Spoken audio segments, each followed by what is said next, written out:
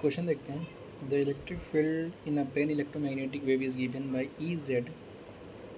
तो क्वेश्चन दिया हुआ है E Z equal to 60 cos 5x plus 1.5 into 10⁻⁹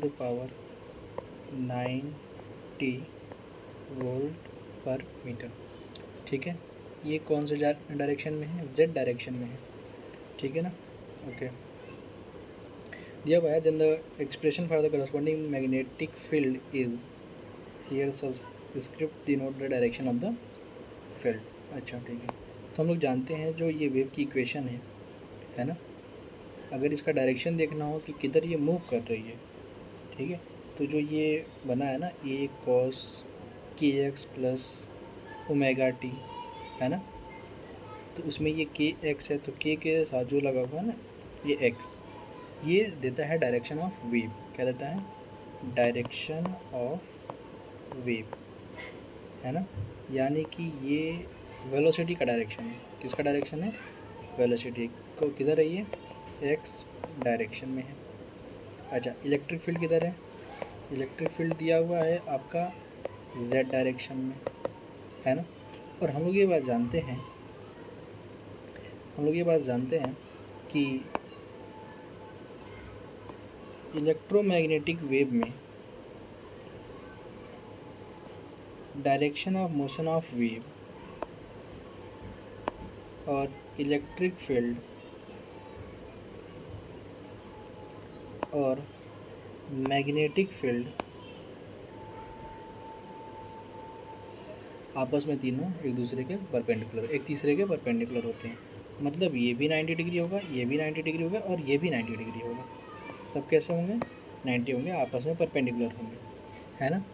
तो अगर एक एक्स में है एक जेड में है, तो ऑफ कोर्स जो बी होगा वो किधर होगा? वाई डायरेक्शन में होगा।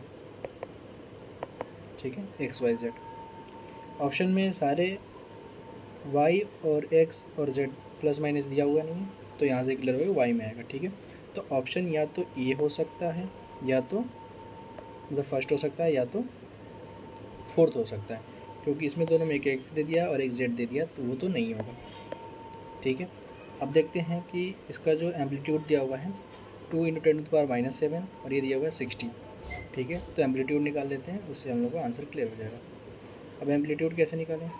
तो एम्पलीट्यूड निकालने का तरीका है, आपको जैसे बी वाई दिया हुआ है, तो ये बी नॉट कॉस ऐसे दिया होगा, और ये बी वाई है तो यहाँ पे बी नॉट होगा।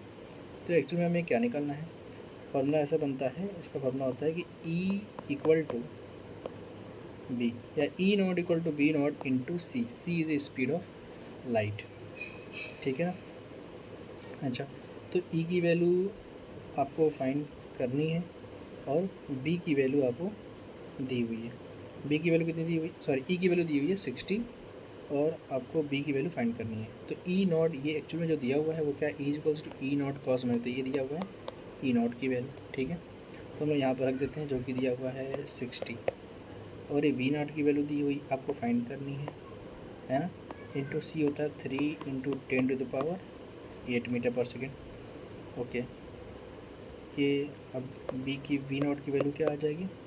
ये डिवाइड होगा कितनी बार में? 20 बार में, तो 20, ये नीचे आएगा फिर ऊपर जाएगा, तो 10⁻⁻8। अगर इसको ठीक से आप सॉल्व करेंगे तो आप कितना आ जाएगा? 2 × 10⁻⁷ टेस्ला, जो कि मैग्नेटिक फील्ड की यूनिट है। ठीक है, तो अब अगर हम लोग इक्वेशन बनाना चाहें तो क्या बन जाएगा? इक्वेशन बन जाएगा, हम लोग जानते हैं बी किधर आया है? वाई डायरेक्शन में, तो B Y equal to B naught की वैल्यू 2 × 10⁻⁷ है ना। सारे कॉस में ही दिए हुए थे। ठीक है, तो कॉस में हो जाएगा।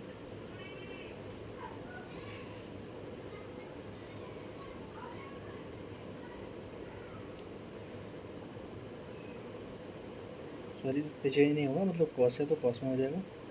ठीक है, कॉस ये दिया हुआ 5x plus 1.5, 5x plus 1.5 into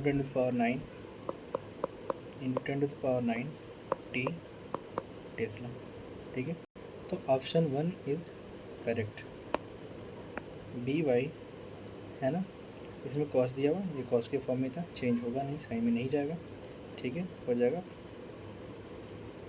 ये इसका आंसर हो जाएगा।